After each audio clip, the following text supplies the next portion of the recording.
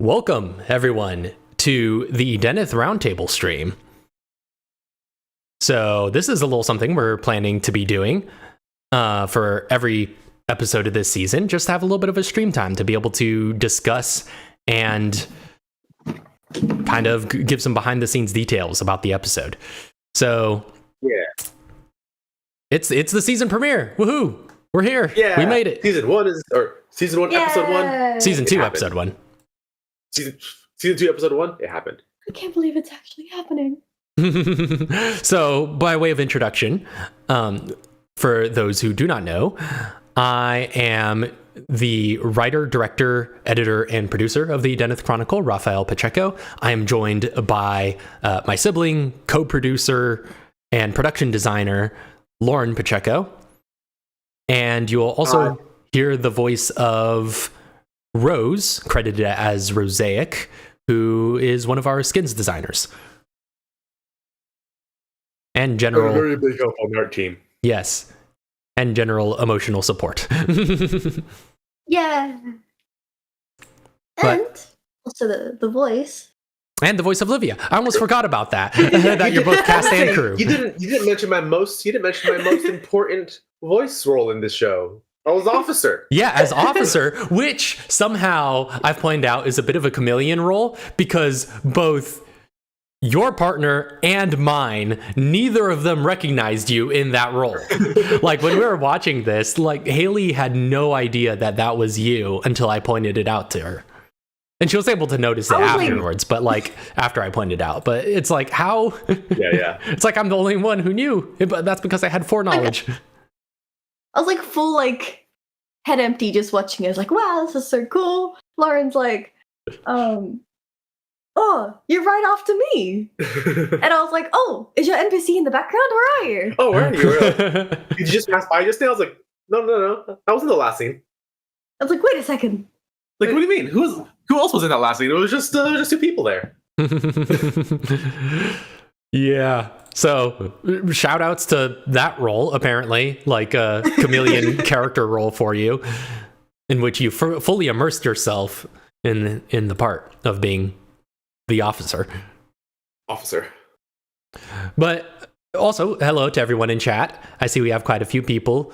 Haley's there, our mom's there, Hoyle's there. Lots of folks.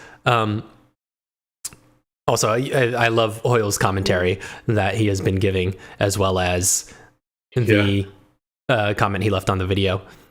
Also, I see TSC Studio in the chat. How you doing? So, yeah, this is a pretty momentous occasion, and we're excited to dive into it. We're excited for this season to come. Hoyle said in his comment on the video that it blew his expectations out of the water, so that makes me super happy. That is very good. Yeah, I was just saying, as in the background before we were going into this live portion of the stream, that like I'm honestly just really relieved with how the episode turned out. I'm reminded every time I do this how much of a miracle it is that any film exists, because there's so many moving parts and so many things that could go wrong and do go wrong.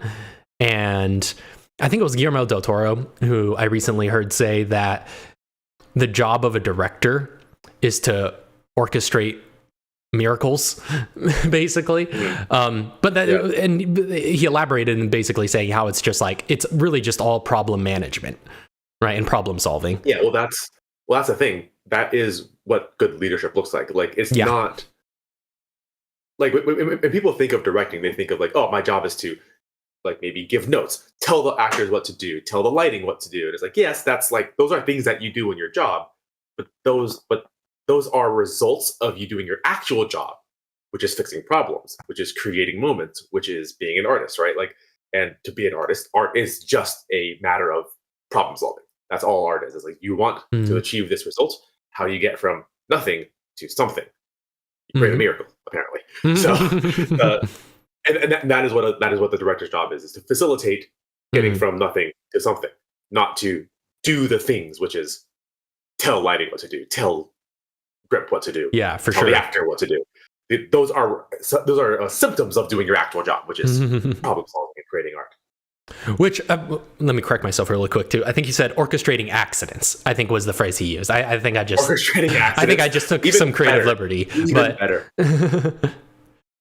We know what he meant. yeah, we know what he meant. But also Hoyle's in love with the kitty. He's But- such a good boy. He is. Look at him with his little sweater. Focus on Kitty. But that being said, yeah, no, totally. And of course, technical expertise does matter because insofar as it helps you communicate with your crew and solve problems. But ultimately, the objective is to solve problems. But here's the thing. You are a better note giver if you know that your job is to solve problems. That is true. That is very true. All right, deep art wisdom again from the couch. Hey, listen, I've been doing a live show for the last 3 months now. So Yes, that is I've been true. part of Also, live, I was like, congratulations, by the way, on your Thank you. making your theatrical debut this weekend in Little Shop of Horrors. literally yesterday. Yeah, Yes. so Unfortunately, there will be no video evidence of it. yeah. We weren't Not allowed as to far. record the show. So, but congratulations nonetheless. That is a big Big big weekend. occasion. And you It can definitely add that to your resume on top of I the would- breakout role that is officer for acting experience. Yeah, for sure. Officer? Sadistic dentist. Officer to dentist. So that being said, I think Rose, you'd kind of mentioned earlier when we were talking about skins and we were talking about officer. Speaking of the officer, I'm really happy with how the officer turned out, but the officer skin is a result of our interesting modular skin system that the two of you developed. So can you talk about that for a second? How on earth did we handle the extras in this season? Because it's very different from what we did in season 1. Okay, so I wasn't around for season 1. It was a mess. It was Yeah. just believe it wasn't us. a mess. It wasn't a mess. It was the first time we'd done it. True. Therefore, it was Very not as janky. easly. Yeah, it wasn't as like streamlined as we are now. And in recent years, I've become okay. I have like a little side gig. Not so much anymore, but I used to have a little side gig where I would make Minecraft Pokemon custom textures. And let me tell you, that thing refined like my organization process. Yeah, well, she was essentially like doing like Minecraft skin commissions Yes. for Pokemon. quite a while. Yes. For a pretty big Minecraft server. So, like, when Raph was like, we need some NPCs, I was like, I don't really want to make an individual skin for every single NPC. So I'm going to make like 5 different skin tones for this race, another 3 skin tones for this race, and maybe another 3 skin tones for this race. Base, yeah, it's like just like base Yeah. bodies. I created a bunch of shirts. I created a bunch of jackets, shorts. Shorts, pants, skirts. I think Mm-hmm. I think so, maybe. a And ton bunch- of hair. There's like Yeah, there's a 12 bunch of different hair. hairs, and each hair has 5 different colors. And I didn't want to make like the blondes all the same shade, so they're also all different shades. Mm-hmm. Yeah. So you And eyes, even eyes have their own like Also eyes. custom. Yeah, the different eyes. Yes. And then did we get to the armor pieces? No. Okay, that's fine. I think because we I think there are that's still some work in progress. characters who have armor pieces later, which don't show up in episode 1. Mm-hmm. And to be honest, I was kind of fully leaning into like trying to design some kind of code to auto-generate skins, Which which might have been a that'll little. be a season 3 thing. What? Yeah, That'll be a maybe. season 3. Maybe. But But yeah, essentially the process is like, I need to make an NPC. I'll grab this skin color, grab these eyes, grab this hair, grab this shirt, grab these pants, put Just them all dress 'em together, layer them up. You have a person. Well, you essentially created a wardrobe department. Yes. essentially, yeah, you created a wardrobe department. And it's really, really awesome. Essentially, she's created this entire modular system where you have all the different pieces of a character, all broken up by clothes, skin tone, eyes, hair, etc. And she handed me this whole massive folder with all of these different options. And anytime like I need to generate an extra and that might populate the background, I take all of those different files, open up a little photo editor, and just throw them all in, and then dress them up like they're a Barbie doll. Yeah, and then just layer them all up. And like with zero visual artistic skill like me, zero illustrative skill, I can generate these little NPCs, as she calls them, the extras, the background extras. And we can do that ad nauseum, because I think the amount of options you gave, did you do the math, Lauren, to figure out how many different permutations there are of background extras that we can possibly make? The math took too long, so I was like, it's big. It's big number. Yeah. Probably bigger than like one of those things where it's like, there's probably so many permutations, it's bigger than the atoms in the universe or whatever. Oh yeah, it's definitely, I don't know, probably it wouldn't be a stretch to say in the thousands of permutations that can be. No. Significantly more than that. Significantly more. Yeah, it's a lot. It's a lot, is the idea. So that being said, I figured... Technically... Sorry. Oh, no, go right. There's technically even more, like, variations I want to make. Like, I want to make dresses, I want to make more jacket options, some hoodie options. Yeah, I don't remember if we ever did dress up, like, not dress up, but like dress, like formal dress. Yeah, formal attire. Like suits and gowns and stuff like that. I don't think we ever did anything like that, but I don't know if we necessarily need to. Mm-hmm. There are some, well, I guess the Thesian nobles have like togas and stuff. Yeah. Which, more on that later. Thesia is something that hasn't really been properly established yet as of this first episode. Yet, actually? I don't think we have, so that might have been a bit of a spoiler. Not a spoiler. I don't think it's mentioned in the first episode, but you do meet them. And so, lots of exciting things happen. Yes. And that being said, since we're doing this live stream and we're launching this new season, we have just a few people here today for this first session. We're hoping to involve more cast and crew in these roundtables as the season goes on. But I figured we can hop into Minecraft and hop around the set and see what piques our interest in terms of what we can talk about and in terms of behind the scenes information. So let me get Minecraft up here. I know for a fact there's something I want to show off. Is it something we can show off? The ship. It is. We do have the ship. But first let's go to the new Edeneth and show what it looks like docked, at least, which has been seen in the first episode. Yeah. Because there's a really funny behind the scenes for the ship that it's up to you if you want to open that box, but it's disclose it. I find it really hilarious. Yeah. Are you talking in terms of like for the ship, the two different ships? Yes. So, we could dive into that a little bit because this is a fine example of the problem solving that filmmaking is. Oh, also these two are here. The last thing I did here was shoot the thumbnail so you could see our little thumbnail characters are still standing here at the ship. I'll leave them there for now. But yeah, here it is. The EMS Oasis. And it is beautiful. Shout outs to Lauren for creating all of the sail ships that are used in this season and going hard into R&D and research and ad nauseum to make these awesome. It did help that during the production of this, I'm also running a seafaring D&D campaign with some of my friends here. So I had to do a lot of ship research anyways, because I needed their main ship map. So I was here in Minecraft making a ship, and then I was also in D&D making a battle map for a ship. And I was just like, this is perfect. I already have everything laid out. I already know what to do. I just got to like, boop, boop, boop, boop, like, just got to build it. It's so funny. Every so often I check in on Lauren, because Lauren spent a long time on the ships. I'd be like, how's it going? It's like, oh yeah, it's going good. It's just a cool thing. And like an hour later, I'd be like, how's it going? It's like, I hate it. It went wrong. I don't like it. I have to fix it. Fortune's weird, man. Fortunes are weird. Ship fortunes especially. Because, okay, here's the problem about ships. Let me tell you something about ships.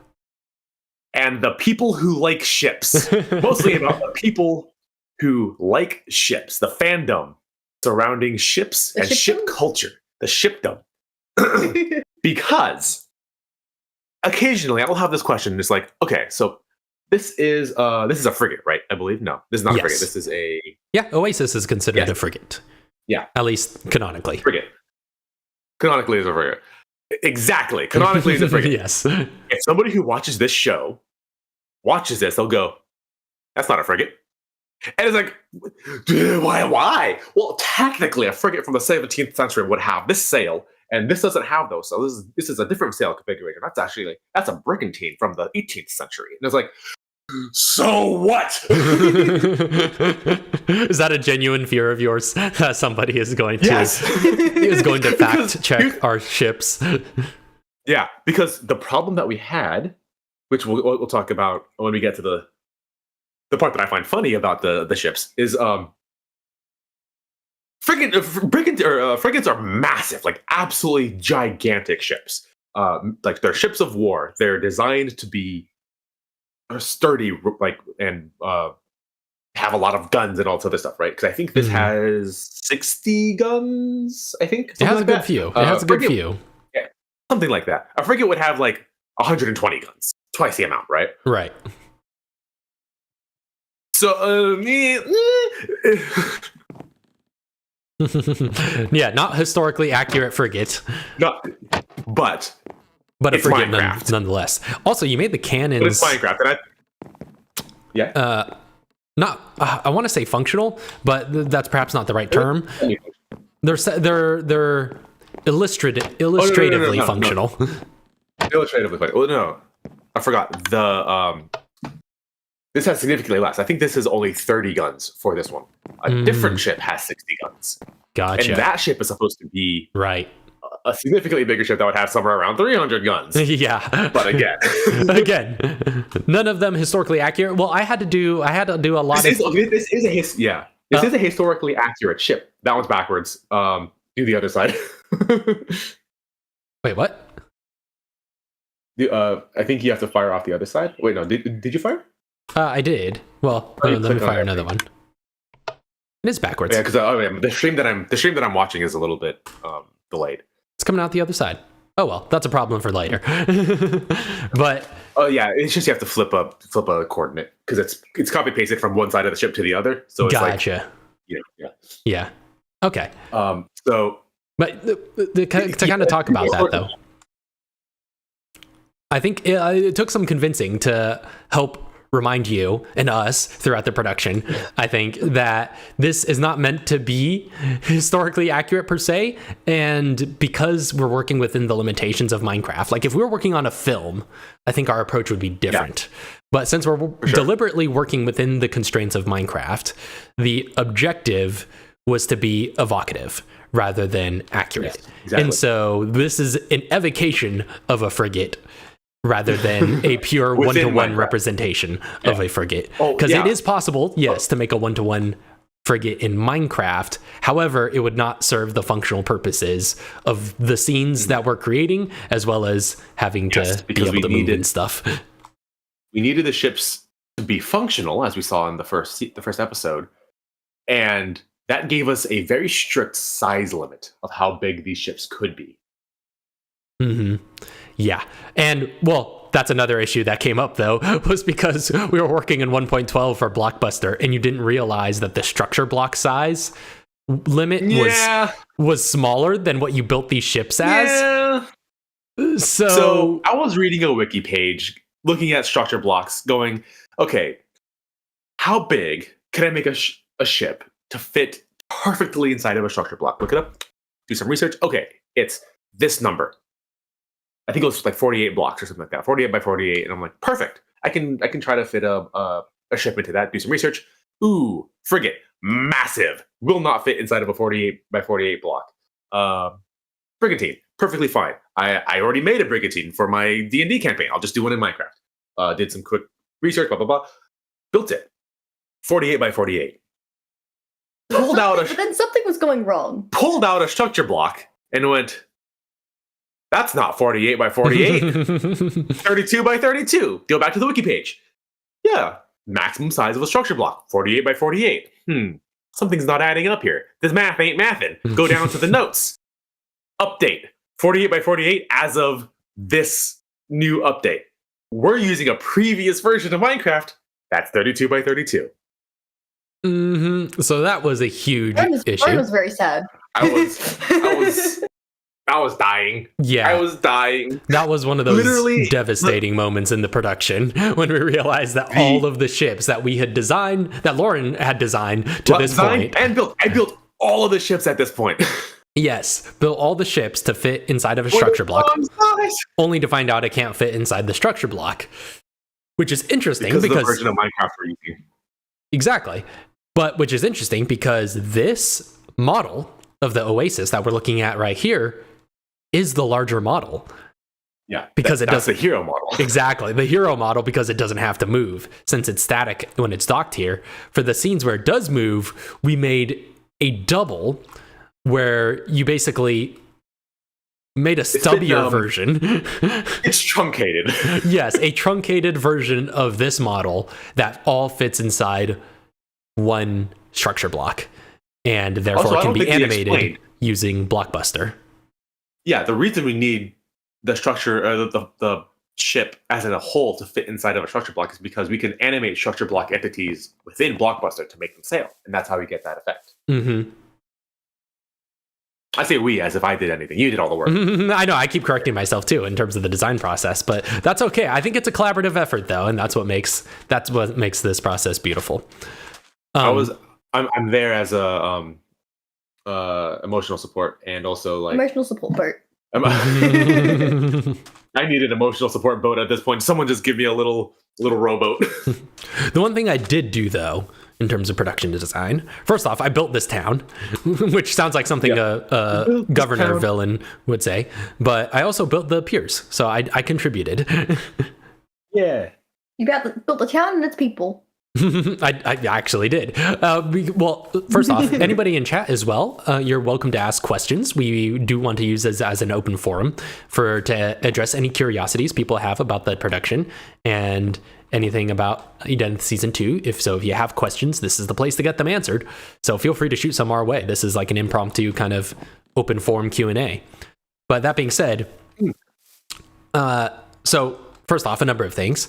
Yeah, Season 2 will feature a myriad of new locations, including, perhaps least significantly, this new town of Port Schism. And I say least significantly, because, well, this is a major narrative location. It is definitely not the biggest build that will be introduced in Season 2. And definitely not the biggest build. Oh, yeah, for sure. And also, this town was partially built. The structures over here that used to represent the Bandit Cove from the opening sequence, this was already built as part of the original Edeneth world. And this was a little part, kind of, basically it was a pirate cove that one of our team members designed and built on Season 1, but we never got to use this. This is back when we just had like random, like, hey, anybody want to help us build a thing in Minecraft? Yeah, for sure. It was very loose. Very open. It's like it was very loose. Well, because we wanted the world to feel like it was lived in. So it's like, yeah, these areas are blocked off for cities, but literally just go around and like build little things that you want in the world, so that we can, have the world feel populated, and we'll use them as little B-roll. And somebody came in and started building this massive thing on this island here.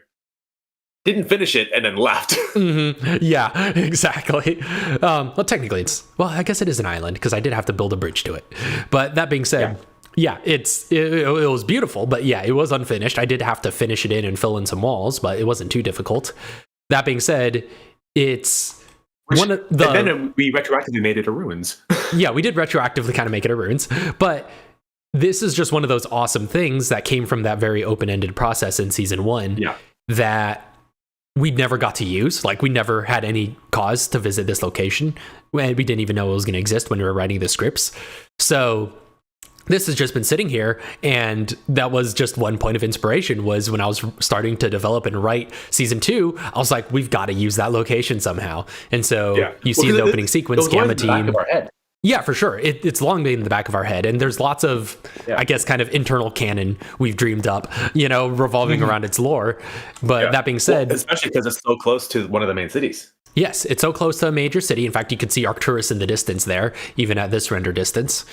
And it's just one of those things that we had a lot of dreams for. And so I was like, okay, if we're actually going to do a season 2, I'm definitely writing it into the narrative. And it ended up being very significant because, as you see in the first episode, Gamma retakes this whole structure. They kick out the bandits, and the Edeneth Kingdom builds a town here, which then becomes Port Schism.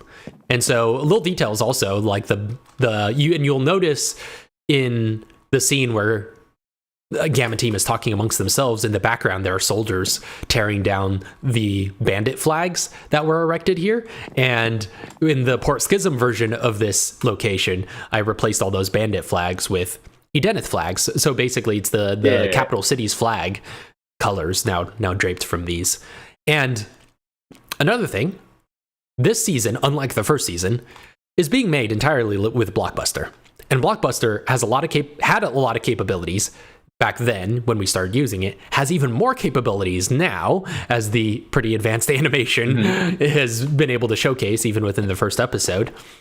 And one of the many awesome things that it allows us to have is model blocks as well. So that definitely helps with crowd scenes. As you can see the model blocks that were used for the crowd scene still sitting here. And there's a small detail that I actually really love in this season. It's a very small, minute thing, but it's actually really important to me, which is the fact that in this season, the king can always be accompanied by royal guard. And that's just like a really small thing. But when we were working with body actors, for the bulk of season 1, we weren't always able to have the king surrounded by royal guard, or we would have to shoot things very selectively to give the illusion that there were more guards than there were. And that's one thing that we've been able to change in this season, that it's a very small, minute, seemingly unimportant detail, but to me it's hugely important, because the royal guard, lore-wise, are this kind of important symbol. There's a whole episode of, there's a whole part in one of the Edeneth, the world of Edeneth, that explain the royal guard's significance. Yeah, because they're very symbolic, right? The fact that they are clad in all diamond armor, which one deliberate design choice, visual design choice in season 2, is the fact that we're representing Edeneth as a less powerful nation than it once was, right? They've rebuilt since the conquest. However, it took a lot of resources to do so, and so the resources are scarce and strained, and they're not nearly as prestigious or wealthy as they once were. And so things like military, right? All of the soldiers wear less armor in the second season than in the first season. And that's just a general thing that I've been very deliberate about in animating everything. That being said, the Royal Guard are still clad head to toe in diamond armor. And that is because of the very symbol that they are meant to represent, which is the fact that they are basically a status symbol of the monarchy's power.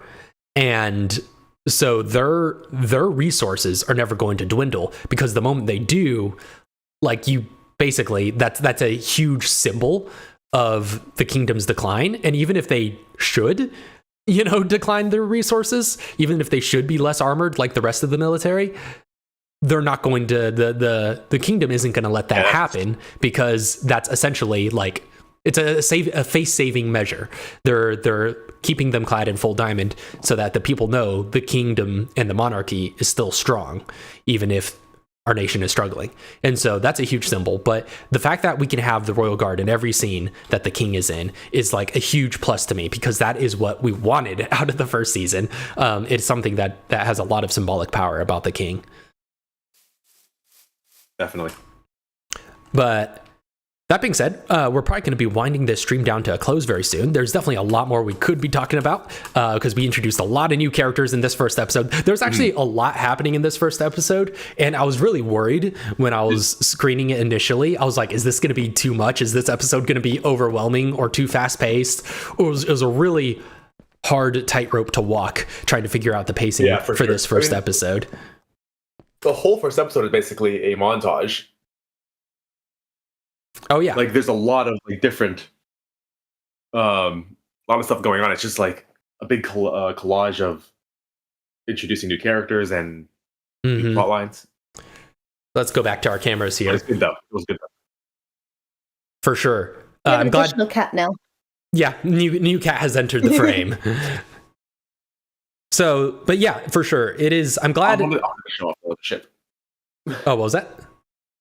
Oh, I wanted to show off the other ship, the stubby ship. Oh, the stubby ship. Maybe next time. Next time, I think we could be a little bit better prepared. That's okay.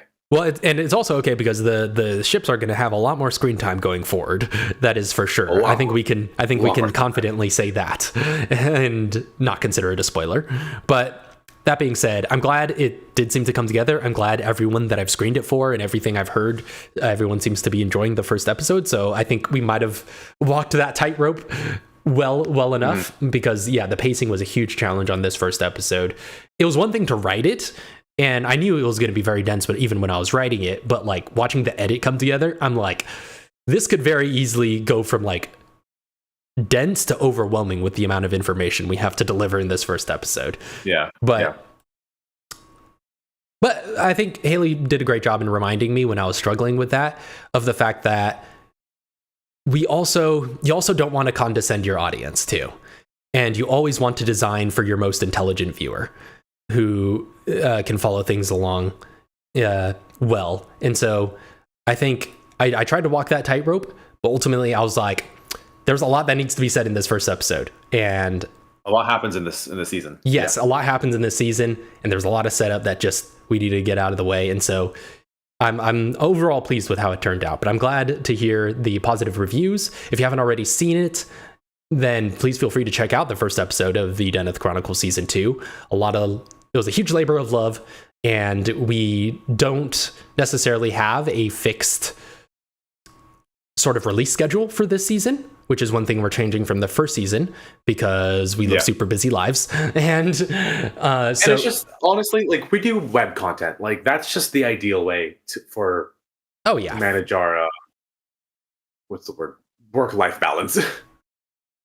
Absolutely. Like, we don't have this weekly schedule thing is something imposed by studios to seem like they have importance in the world, and we don't have to follow those rules. Like, we can, we'll put the episodes out when they're ready, and then you can binge them all. Love them. And then you can binge them all next year when they're all out if you wanted to. Yeah, for sure. I mean, granted, imposed by studios in a context where people's jobs and money is on the line, so understandable. There are bottom lines to meet, but we have no such bottom lines here. I have a whole thing about, like, again, like value and stuff. Right. You can do that. They just don't want to. Also fair. You're saying the system is perfectly designed to get the results that it's getting. Exactly. So, yeah, for sure. Thank you all very much for watching, though. And it's been nice to see everyone in the chat. Also, hearing all the reactions that people are talking about. Kayla, I know, is a friend of Haley's. Looks like she had a comment about it as well. Comment on the video as well. Yes, for sure. Feel free to let people know that comments and likes and shares are always welcome. As, like I said, this was a huge labor of love. We're not making big bucks on the series like this, and so these shows can only thrive as much as the audience allows them to. But that being said, this is basically community theater, isn't it? Oh. Yeah. This is as you're in the midst of a community theater production, you're starting to see the parallels. But I mean, that's the thing, right? Any place, be it community theater, indie film, web shows like this, right? Any place where art is being made only for art's sake is, I think, a place where you'll find those struggles. And my hope for shows like this is always just, not to become some huge hit, but that it only finds its audience, right? Finds the people that it brings joy and value to. So that's my shtick. But also, I love Hoyle referring to Executive Kitty. Indeed, they are definitely. Oh yeah, for sure. He's here for the diversity points. He's the diversity hire. Diversity hire. Oh boy. All right, we better get off before we get in trouble. But thank you all very much for watching. Again, if you haven't already seen it, Edeneth Season 2, Episode 1 is out now. We don't have a fixed release schedule, so Episode 2 will be out soon. And that is all I shall say. Episode 2 will be out when it's ready. When it's ready. Because This year, probably. Oh, definitely this year. Lord willing. This is how much of the year will be left.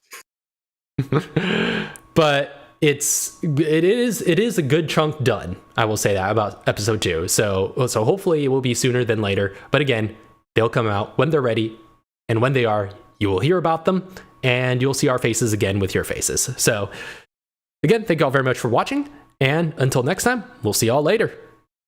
God bless. See ya. You didn't say a thing.